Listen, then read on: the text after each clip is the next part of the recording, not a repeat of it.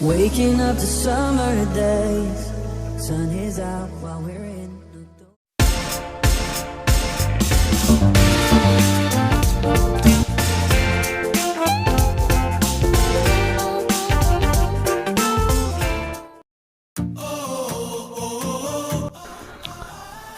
Kamusta mga Lodi?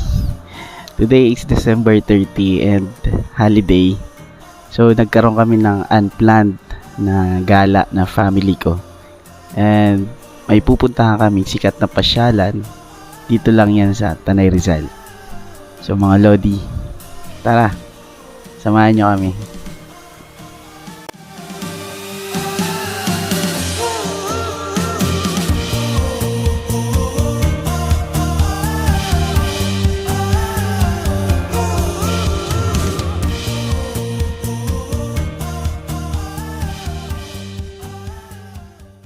A few moments later. Masarap pumunta dito pag wala kang mga bata.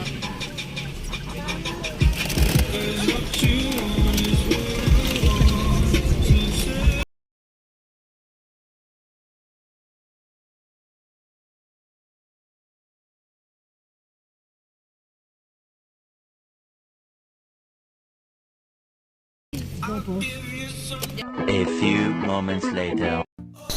So ayun na nga mga Lodi. Akala namin nakarating na kami. Pero hindi pa pala. So ayun, pansamantala muna kami tumigil dito sa Ivan's Place. Pinag-usapan namin dahil nga mga Lodi yung daan masyadong tirik. So iniisip namin baka di kayanin ng sasakyan. So naisip namin mag-tricycle na lang sana papunta. Kaya lang mga Lodi, mahal ng tricycle, 100 pesos each. So kaya naisip namin, i-go na namin to since na mahal yung tricycle and last naman na to for 2022 kaya go na. A few moments later. So yun nga mga Lodi, at narating na namin yung last part ng challenge na pupuntahan namin yung pasyalan. So nag-decide kami magbawas ng tao. So yan, kung makikita nyo, umalis na sila. Bye bye. So yun mga Lodi, ditong part naiwan kaming tatlo, yung biyanan ko si Papa, ako tsaka si Edgar. So nag-decide kami maghabal-habal para experience na rin, di ba? Tapos yung pamasahe sa habal-habal is 50 pesos each. At ayun na nga mga Lodi, so pagkatapos namin maghabal-habal, eto na nga, narating na namin yung pasyalan na pupuntahan namin, yung Lambingan Hills. Mga Lodi, napakaganda dito at mura pa. Kaya tara, pasukin na natin ang Lambingan Hills.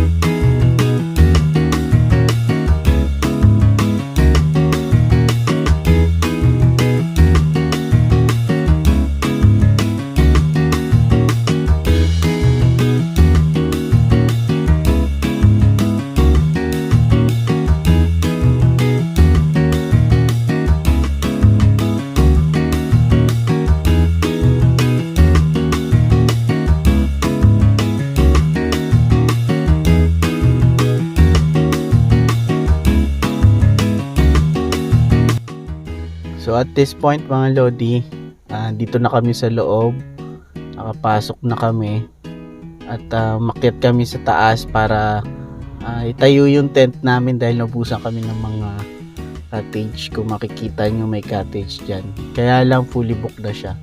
So tent na lang yung gagamitin namin para meron kaming masisilungan dahil may kasama kaming baby.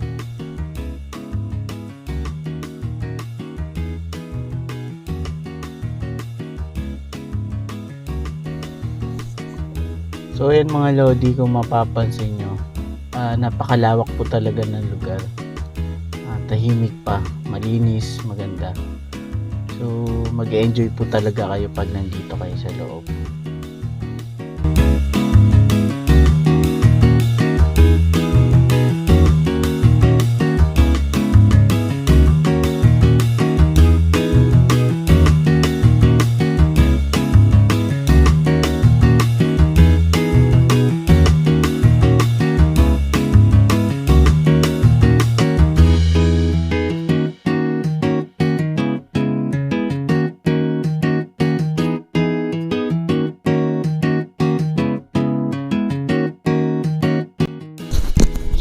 mga lodi, so habang busy sila mag-prepare ng pagkain namin, mag-ayos yung tent, so nagkaroon ako ng chance umikot para may paisilip ko sa inyo yung ganda at kung ano ba ang meron talaga dito sa Lambingan Hills.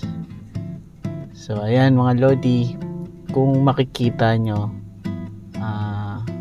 ang lawak talaga ng lugar, napakalinis pa, tsaka kumpleto mga lodi. So pwede kayo mag-picnic,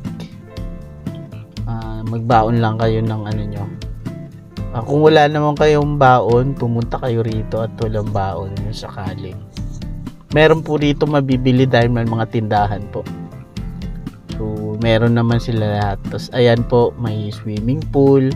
So may enjoy nyo po talaga yung Lambingan Hills. So ayan mga lodi, naikot na natin. Balik na tayo sa tent natin. Tara.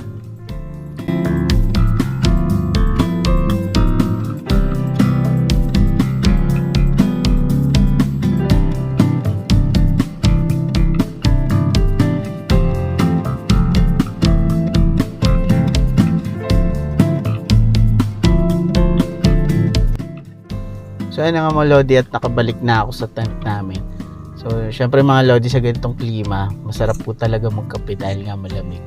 So enjoy natin yung kape while enjoying the view, di ba? A few moments later.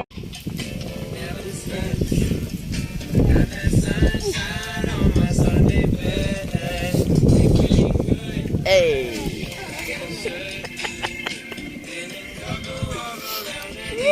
Mawa tayo. Hey! Hey!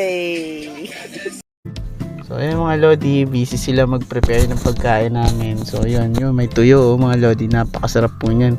So simpleng pagkain, simpleng bonding. Masaya na po yung family natin sa mga ganyan. So tara, samahan nyo kami, kain tayo mga lodi.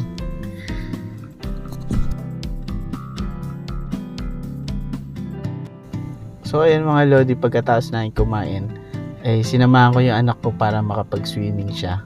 Ma-enjoy niya yung swimming pool. At game na game pa siya magpa-picture. Kala niya picture, yung pala video. And then nga mga lodi, so pagkatapos ng mga bata mag-swimming, medyo hapon na. So kailangan naming umakyat sa taas para makapag-picture kasi dumidilim na. So sayang yung view, hindi namin ma-enjoy. So tara, samahan nyo kami, akyat tayo.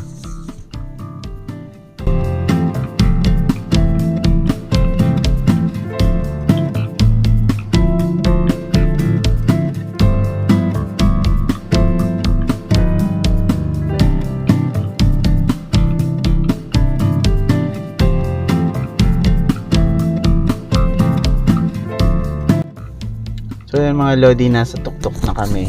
At sulit po talaga, napakaganda ng view, overlooking. Very mesmerizing mga lodi. So maganda talaga siya. Punta kayo rito mga lodi.